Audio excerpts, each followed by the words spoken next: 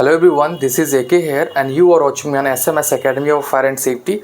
Guys, in the previous video, that is short video, in that video I was talking about MCB, ELCB and RCCB. All these are devices are very important to reduce the risk level, guys, and it gives also protection from the electricity. So guys, in this video we will discuss about whole details of MCB, ELCB and RCCB. So guys, this is a part first video, ये हमारी part first है. इसके बाद part two में भी definitely होगा ही, part two भी आएगी.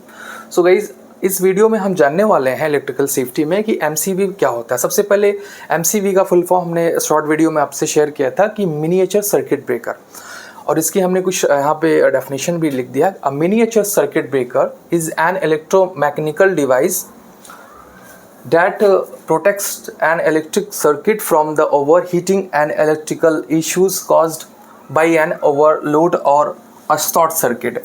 Guys, MCB जो होता है बेसिकली एक ऐसा डिवाइस होता है जो शॉर्ट सर्किट से हमें प्रोटेक्शन देता है, और इस ऐसी सिचुएशन में भी हमें ये प्रोटेक्ट करता है. जैसे हमारा ओवर वोल्टेज हो जाए तो ये डिवाइस क्या करता है, ओवर वोल्टेज को, ये बेसिकली ये जो सर्किट होता है ये ब्रेकर होता है. जैसे ये ऑल दीज आर ब्रेकर, जैसे MCB हो गया आपका, ELCB हो गया, RCCB हो गया, और MCB में भी MCCB भी आता है. तो इस तरीके के जो डिवाइसेस होते हैं इनको सर्किट ब्रेकर बोला जाता है, जो कि शॉर्ट सर्किट के टाइम या ऐसा कोई प्रॉब्लम इश्यूज़ क्रिएट होता है इलेक्ट्रिकल, तो उस दौरान जो है ओवरलोड हो जाता है, शॉर्ट सर्किट हो जाता है या हाई वोल्टेज हो जाता है, तो उस दौरान जो है ये MCB या MCCB ये सारे जो डिवाइसेस हैं ये तुरंत ट्रिप कर जाते हैं और हमें आपको प्रोटेक्शन दिलाते हैं.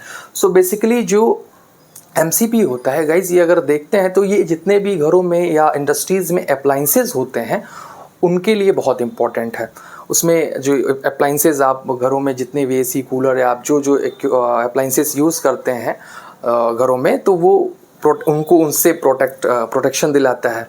इंडस्ट्रीज़ में वेल्डिंग मशीन है, बहुत सारी मशीनरीज़ हैं जो है वहाँ पे यूज़ की जाती है, वहाँ पे भी हम MCB का यूज़ करते हैं. और MCB भी कई तरीके की, मतलब इट मीन्स कह सकते हैं 4 तरीके के होते हैं.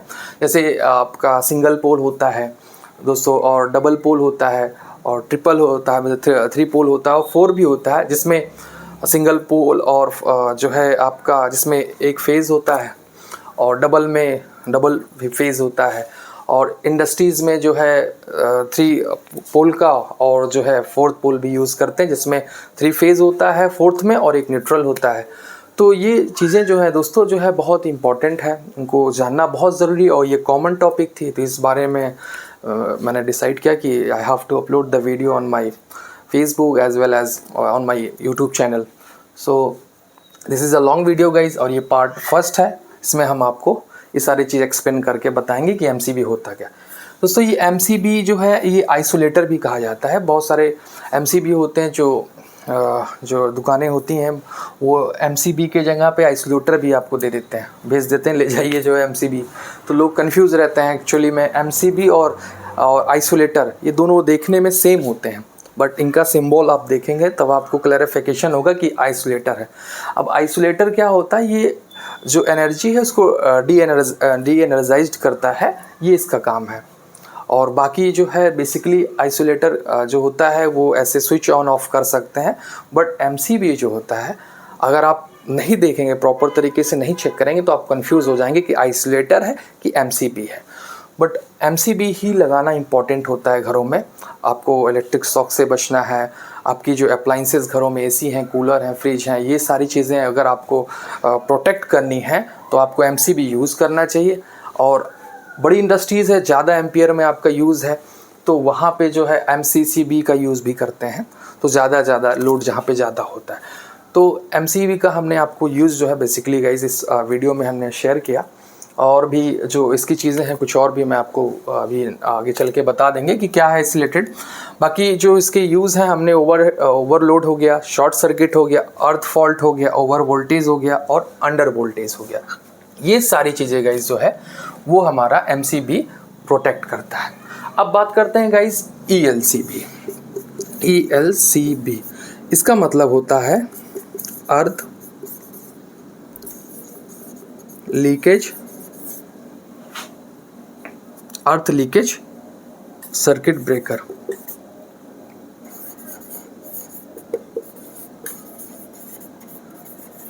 ये अर्थ लीकेज सर्किट ब्रेकर होता है, अर्थ लीकेज सर्किट ब्रेकर। अब गाइज ये अर्थ लीकेज सर्किट ब्रेकर को भी हम आपने शॉर्ट वीडियो में देखा होगा, इसी को RCCB भी कहते हैं, जिसे बोलते हैं रेसिडुअल करंट सर्किट ब्रेकर। इसी को ELCB बोलते हैं और इसी को गाइज जो है आपका जो है ELCB बोलते हैं और इसी को RCCB, बोथ आर सेम कह सकते हैं गाइज, ये दोनों सेम होता है। और ये रेसिडुअल करंट सर्किट ब्रेकर और अर्थ लीकेज सर्किट ब्रेकर, इसमें क्या होता है दोस्तों कि जब ये देखा जाए तो होम एंड सेफ्टी के लिए ज़्यादा यूज़ होता है, जैसे हम इंसानों के लिए इसका यूज़ करते हैं। जब भी कहीं हमारे फेस अगर कहीं से कोई वायर अगर सपोज दैट आप जो है इस्तेमाल कर रहे हैं, प्रेस का यूज़ कर रहे हैं, तो अगर उसमें कहीं से वायर कटा हुआ है और वहाँ से थोड़ा सा फेस से अर्थ लीकेज हो रहा है, तो उस दौरान अगर आपका हाथ टच करता है तो सडनली आपको इलेक्ट्रिक शॉक लगेगा।